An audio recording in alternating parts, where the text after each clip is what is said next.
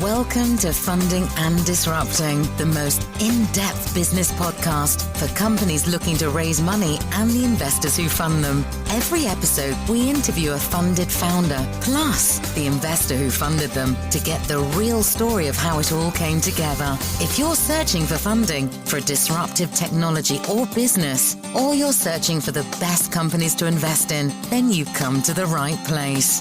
This episode of Funding and Disrupting is brought to you by Oura Collective, a leading tech PR and marketing firm. Let's get funding and disrupting. Hello, everyone, and welcome to today's in-depth interview with Dr. Sanjay Prasad. Sanjay is a brilliant surgeon with over 30 years of experience in otology, neurotology, and skull-based surgery. He's also an assistant professor at George Washington University, an author and founder and CEO of SurgiQuality. Sanjay, I'm excited to discuss SurgiQuality and have you share your personal story. Keith, great to be here. Thank you so much. Yeah, great introduction. I wish my mother had heard that. That would have been great. Well, she'll get to hear it.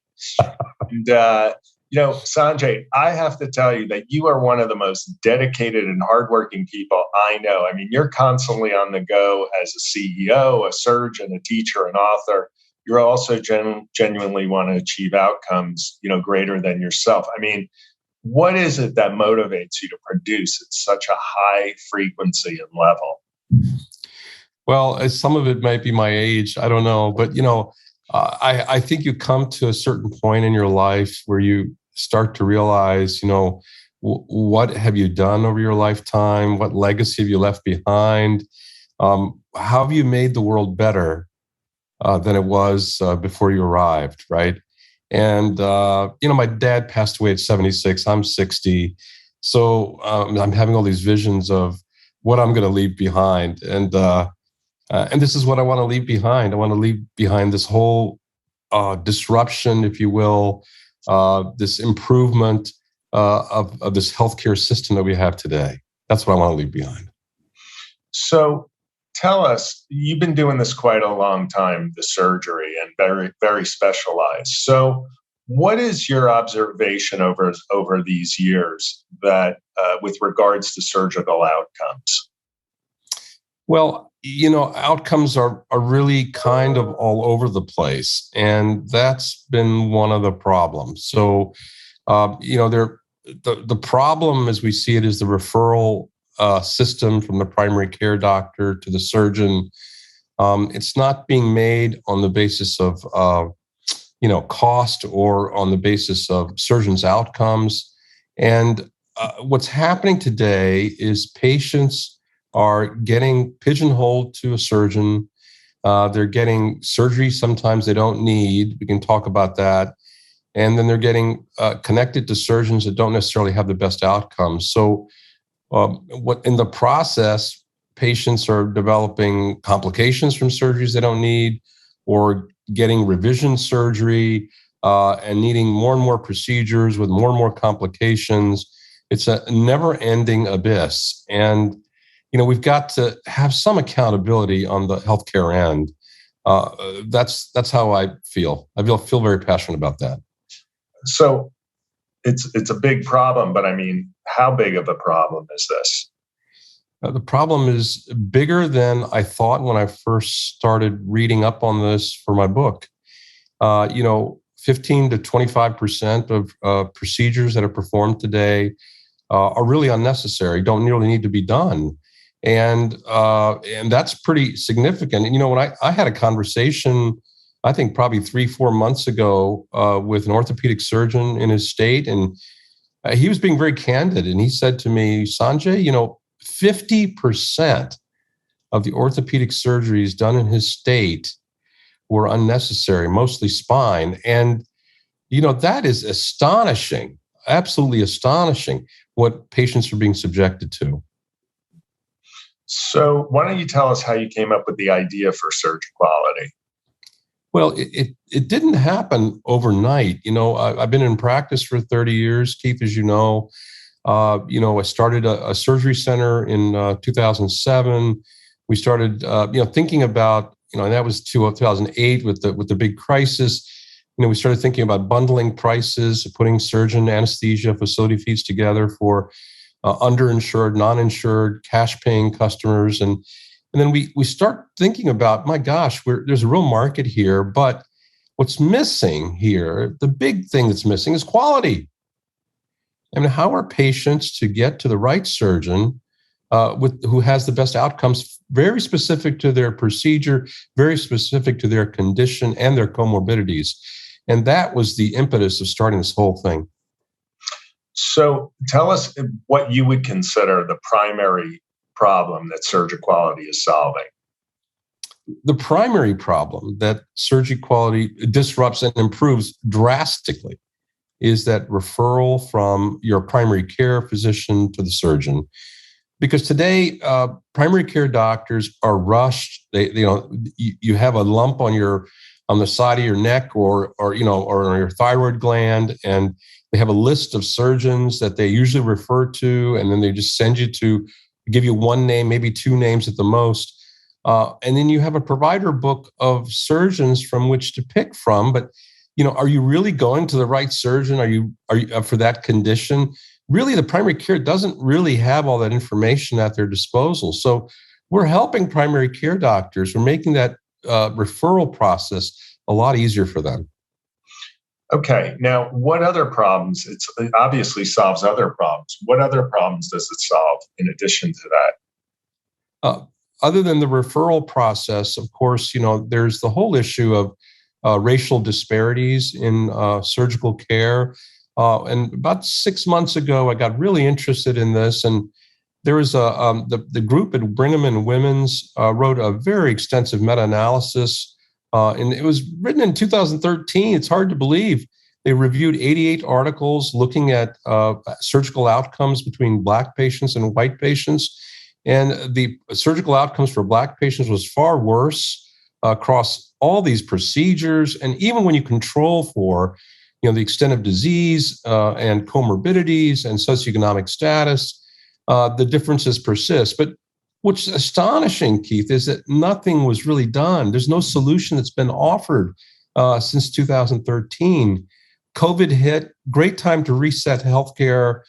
And, we have a solution for this. Sanjay, tell us how SurgiQuality works. Well, you go see a primary care doctor, you see a surgeon, they've been told you're told you need surgery and you need to pause. And that's where SurgiQuality steps in. So we are a personalized concierge service. So we handhold you.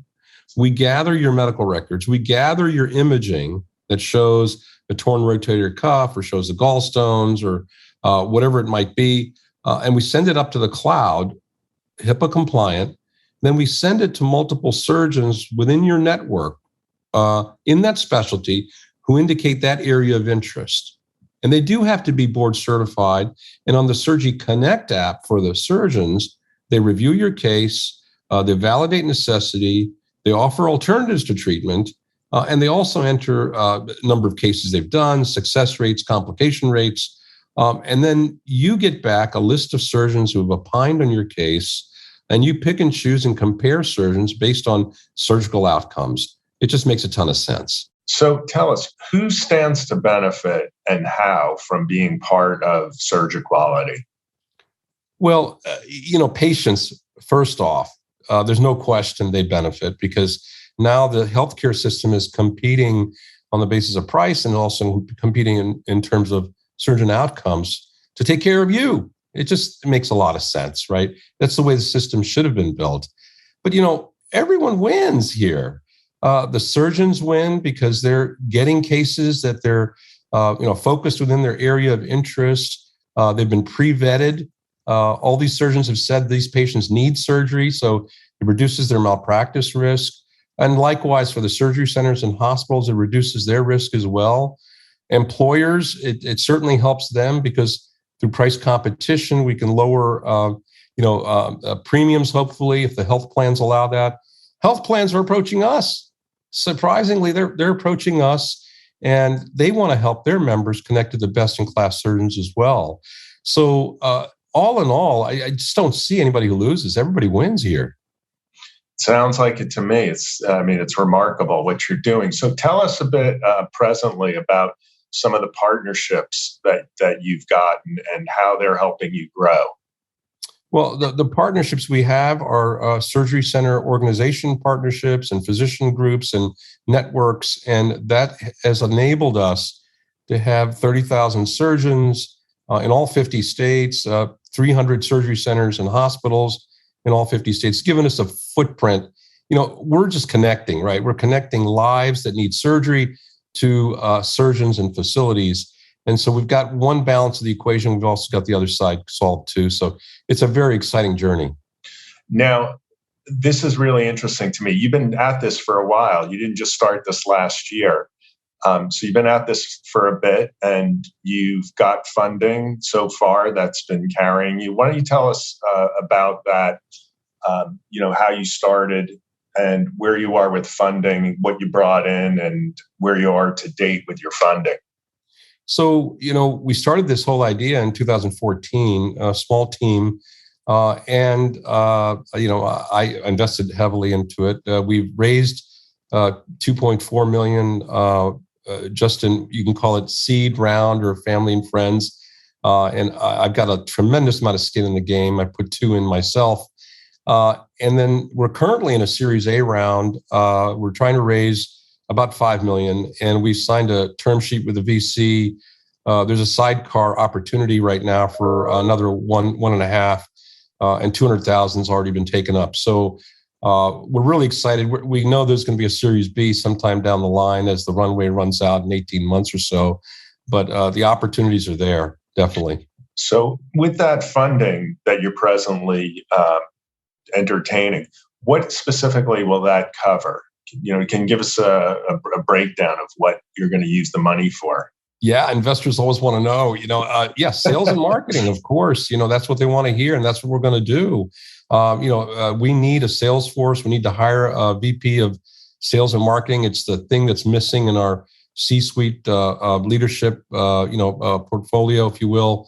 And we want to build out a sales team.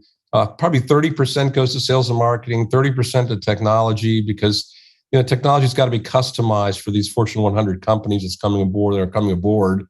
And then the rest, of course, personnel support, working capital, et cetera. So that's what we envision right now. So whom do you consider to be an ideal investor, and why? Well, number one, they have to be accredited, right? So individual investors, we're certainly interested in talking to individuals, high net worth, family funds, absolutely. We're happy to talk to them. If we're talking to a number of investment banks right now. We've got about a dozen we're talking to do the whole round. So we're still looking for competing term sheets. If there's other interested parties, we're certainly willing to entertain. Who ideally, though, could come along and offer you something more than just money? Who would that be? Well, money's great, but obviously, if someone has a distribution channel, it's enormous, Keith, as you know, right? So, one of the big brokerage houses, a Mercer or a Gallagher, or any corporate entity, Fortune 100 company that wants to both invest and use the platform, which is what we think we're close to getting today. It's, it would be monumental in this effort. And so let's say that there were venture capital firms interested in investing that are in the healthcare space. What type of contacts could they bring that would be helpful? Aside from the money, what type of contacts would be helpful? Well, if they can, bring us the VP of sales and marketing, somebody who's in the benefits industry, we're certainly very interested in talking to them. If they can bring us connections to those distribution channels, if they have connections to, Mercer, Gallagher, Lockton, I can name a bunch of them, and any of those distribution channels, as well as health plans. We're talking to Blue Cross Blue Shield. There's a great deal of interest there, and if they can bring contacts to leadership at other health plans, we're certainly very interested in talking to them. Okay, well, let's just shift here for a second, because I want to make sure that we get some of your knowledge in here. You got a lot of experience. You wrote your book. Why don't you just tell us real quickly about your book? What was the book when you wrote it? What's the book about? Well, I wrote the book, last year during the pandemic when, surgeries were really on hold during the elective phase.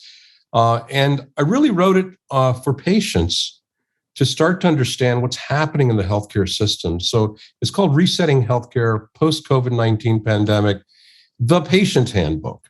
So it's meant and written for patients to start to understand some of the marketing forces that are currently being used to sway patients to certain surgeons, certain surgery centers, certain hospitals, but that's not necessarily in their best interest. And it also introduces this whole concept of the healthcare system competing to take care of them for a change and turning the tables, if you will. So they get a good understanding of that, if you will.